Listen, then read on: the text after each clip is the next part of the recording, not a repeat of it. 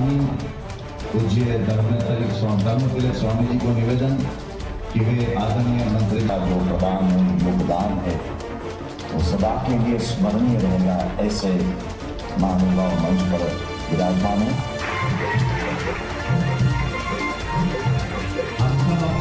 खड़े होकर के एक हुआ है तेजस्वी सारस्वत के बीच हमारे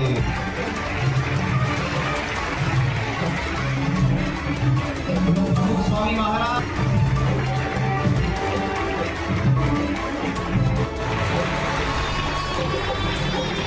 बहुत बहुत धन्यवाद उनका।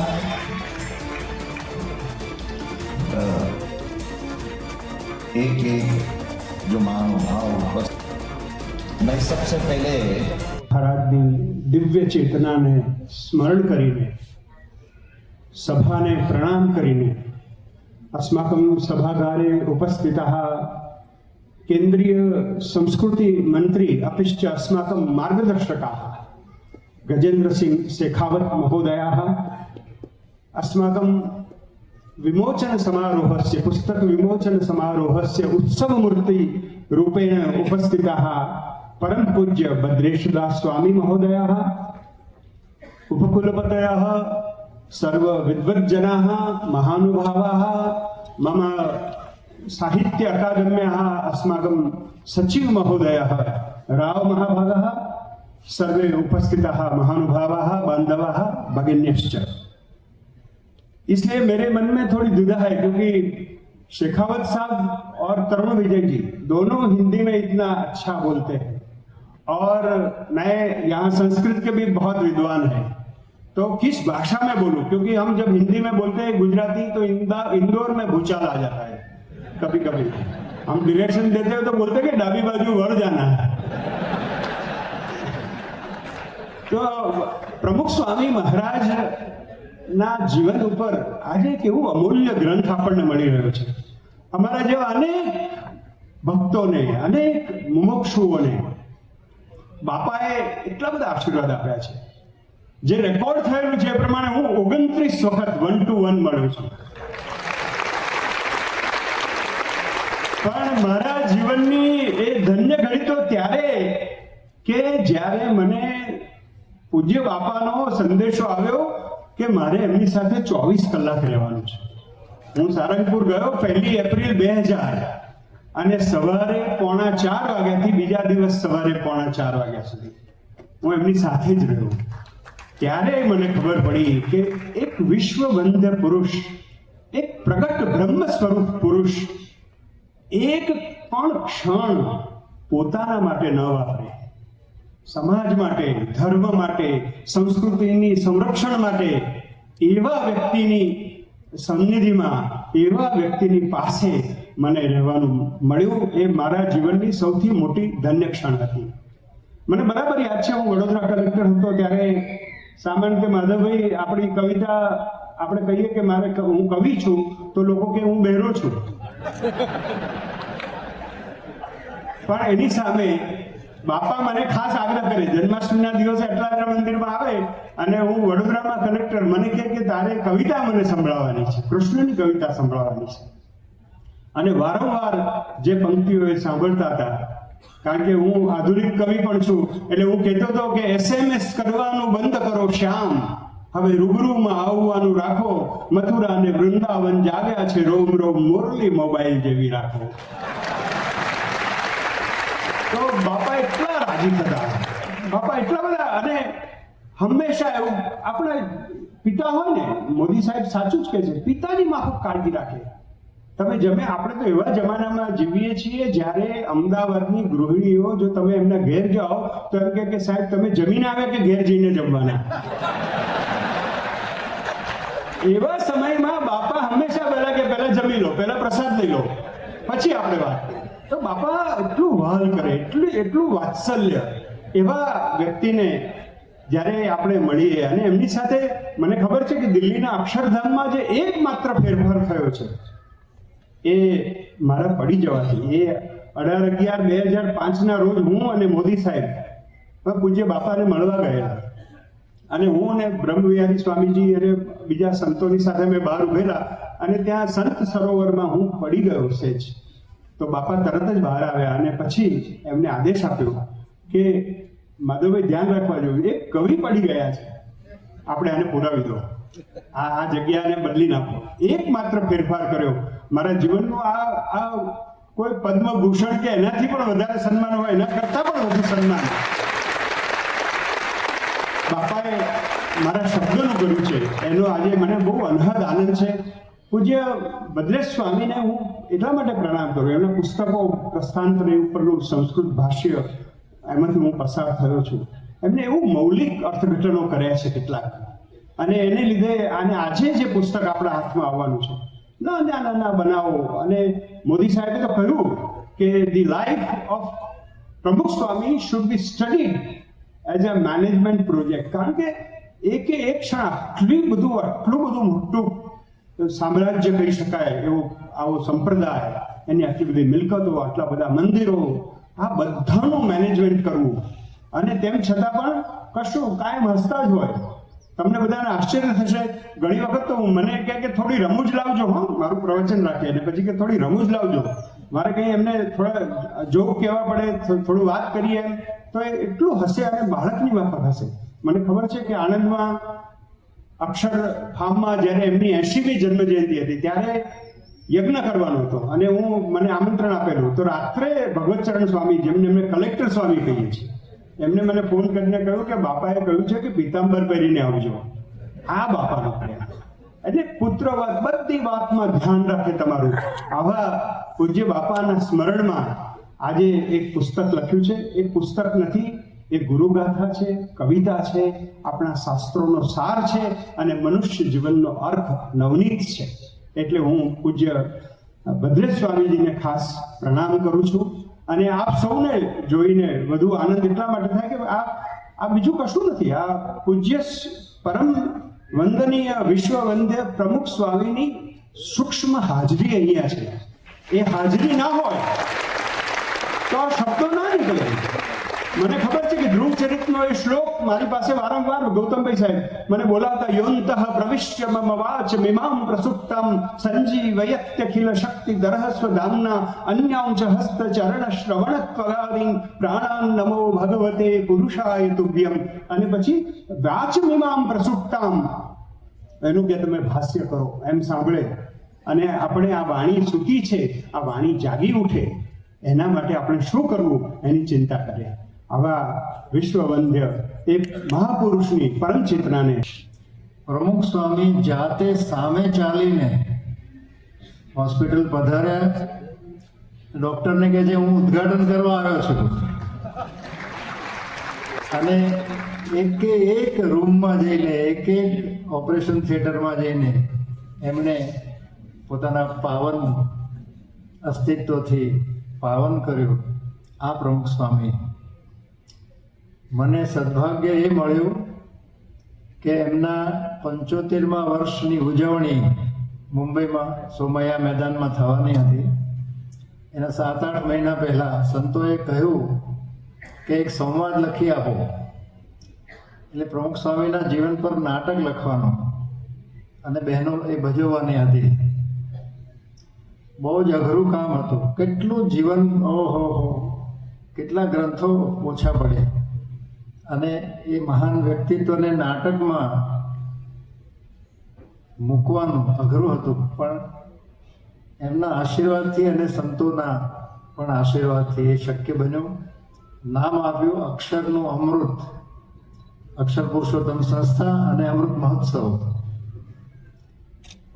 એ ત્યાં ભજવાતું હતું. એ દરમિયાન અમે તો અહીં હતા, તો સંતોએ કહ્યું એકવાર ફોન કરીને કે બાપા કહે છે કે સમયામાં ના આવો તો કંઈ નહીં, તમારું નાટક જોવા તો આવો. એમ કરીને અમને બોલાવ્યા. અને આટલી ભીડમાં બાપાએ 15-20 મિનિટ સમય આપ્યો. અમે સાથે બેઠા. અનેક સ્મરણો છે, આપ સૌ વધારે જાણો છો મારા કરતાં. પણ એ સંવાદમાં એક અગત્યનું મને જે લાગ્યું એ છે કે કદાચ આદિવાસી વિસ્તારમાં એ ફરતા હતા સંતો સાથે, અને એક રસ્તો એવો હતો કે શેરીમાં ફરીને જવાનું હોય અને બીજી બાજુ જવાનો એક રસ્તો એવો હતો કે આ ઘરમાંથી જઈ શકાય. ઘરમાં હોય છે ને એક બારનું પછી બીજું બારનું. તો બાપાએ કહ્યું કે અહીંથી જ જઈએ, આપણે જલ્દી પહોંચાય. હવે એ દરમિયાન ઘરમાં જે બહેન હતા એ રોટલા કરતા હતા, એટલે રોટલો તાવડીમાં નાખ્યો અને બધા માણસો આવે કે ચલો ચલો ચલો બહેનો જરા આગળ પાછળ થઈ જાઓ. તાવડીમાં રોટલો છે, બાપા ત્યાંથી પસાર થાય છે. એમણે જોયું કે રોટલો બળી રહ્યો છે, એટલે એમણે તાવી સાથે રોટલો બદલ્યો, ફેર્યો. તો ત્યાં પ્રમુખ સ્વામી મહારાજ, ત્યાં એમનું કામ અને ત્યાં રોટલો તરફ એમનું ધ્યાન ગયું. તો મહાનમાં મહાન કામ કર્યા છે એમણે, એમના દ્વારા થયા છે, એમના સમયમાં થયા છે. આપણે બધા સદભાગી છીએ કે આવા પુસ્તકો આપણને પ્રાપ્ત થાય છે, આવા લેખકો. હજુ તો કેટલું લખાશે એમના વિશે. આપણે સદભાગી છીએ કે આ બધું જોવા, જાણવા અને વાંચવા માટે. संभव नहीं है,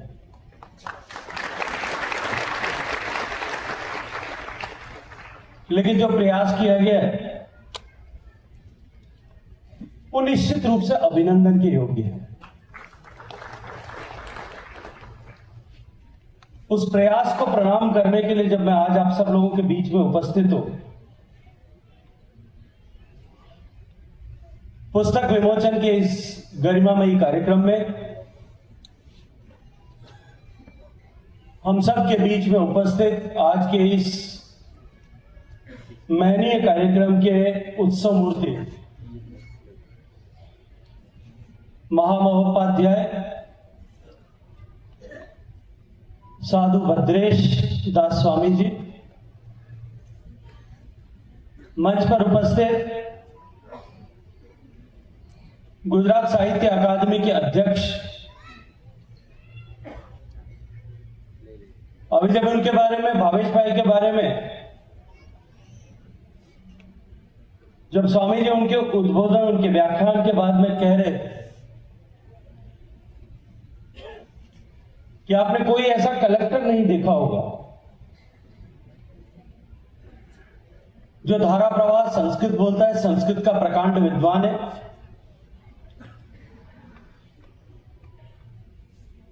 जो बहुत कुशलता के साथ में भाषण कर सकता है,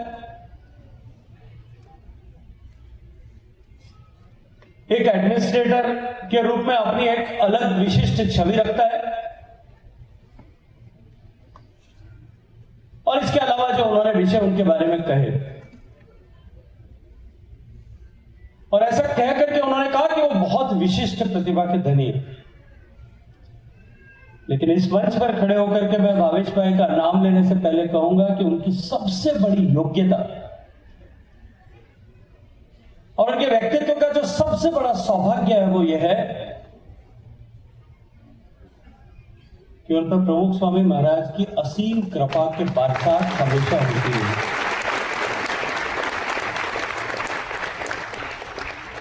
मंच पर उपस्थित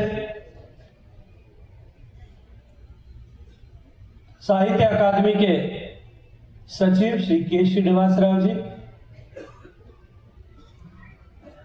केंद्रीय संस्कृत विश्वविद्यालय के सम्मानीय कुलपति प्रोफेसर श्रीनिवास वरखेड़ी जी, लाल बहादुर शास्त्री संस्कृत विश्वविद्यालय के सम्मानीय कुलपति प्रोफेसर मुरली मनोहर पाठक जी, कुलपति राष्ट्रीय संस्कृत विश्वविद्यालय श्री GSR कृष्णमूर्ति जी, तिरुपति विश्वविद्यालय के सम्माननीय पूर्व कुलपति आदरणीय प्रोफेसर हरे कृष्ण सतपति जी, मंच पर उपस्थित अन्य सम्माननीय विद्वज्जन और इस सभागार में उपस्थित, नीचे के सभागार में उपस्थित और आज के इस गरिमामयी कार्यक्रम, इस महत्वपूर्ण कार्यक्रम, इस महनीय कार्यक्रम के साक्षी बने, दृष्टा बने ऐसे सारे सम्मानित भक्तगण जिनके हृदय में प्रमुख स्वामी जी महाराज के वचनों और उनके विचारों को आपने आत्मसात किया है। मैं आप सबके श्री चरणों में प्रणाम करते हुए आप सबका अभिवादन करना चाहता हूं, अभिनंदन करना चाहता हूं। मैं अभी जब मंच पर परिचय कराया जा रहा था, जब नाम ले रहे थे संचालन करते हुए स्वामी जी, तो स्वामी बद्रीश दास जी, मुझे ऐसा लग रहा था कि मैं ऑड मैन आउट हूं। सब संस्कृत के विद्वान हैं, सभागार में बैठे हुए, सभागार में मंच पर बैठे हुए लगभग सब लोग ऐसे हैं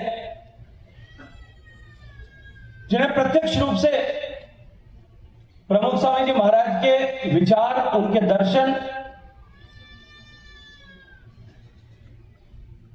उनके साथ में जीने का सौभाग्य प्राप्त हुआ हो। सभी लोग ऐसे हैं लगभग मंच पर बैठे हुए जो धारा प्रवाह संस्कृत में बात कर सकते हैं। और मैं तो स्वामी जब स्कूल में पढ़ता था तो मेरी जिंदगी में मुझे एक ही सब्जेक्ट में ग्रेस आया और वो संस्कृत में आया। मुझे मैथमेटिक्स की 50 तक की टेबल पहाड़े याद करना उतना कठिन नहीं लगा जितना जीवन में वो राम रामो रामे प्रथमा रटना याद लगा। तो मुझे ऐसा लग रहा था कि मैं ऑड मैन आउट की तरह, एक सबसे अलग तरह से यहां बैठा हूं। लेकिन मैंने अपनी जीवन में केवल एक बार, और मैं मानता हूं कि वो जो क्षणांश, जो पल मात्र, निमिष मात्र के लिए जो मुझे प्रमुख स्वामी महाराज के दर्शन करने का सौभाग्य मिला था और उनकी बातचीत सुनने का सौभाग्य, उनके प्रवचन सुनने का जो सौभाग्य मुझे मिला था, वो सौभाग्य मेरे लिए जीवन का सबसे प्रेरक क्षण तो था ही। जब स्वामी ने मुझे फोन किया रात को, मैं एक कार्यक्रम से निकल करके दूसरे में जा रहा था, मेरे लिए केवल वो एक क्षण मात्र का स्मरण जो वापस, जो मैंने अपना उनके साथ में बिताया था और जो सौभाग्य मुझे मिला था, स्वामी जी के अनुरोध में को स्वीकार करने के लिए मेरे लिए वो एक क्षण की स्मृति मात्र जो है वो पर्याप्त थी।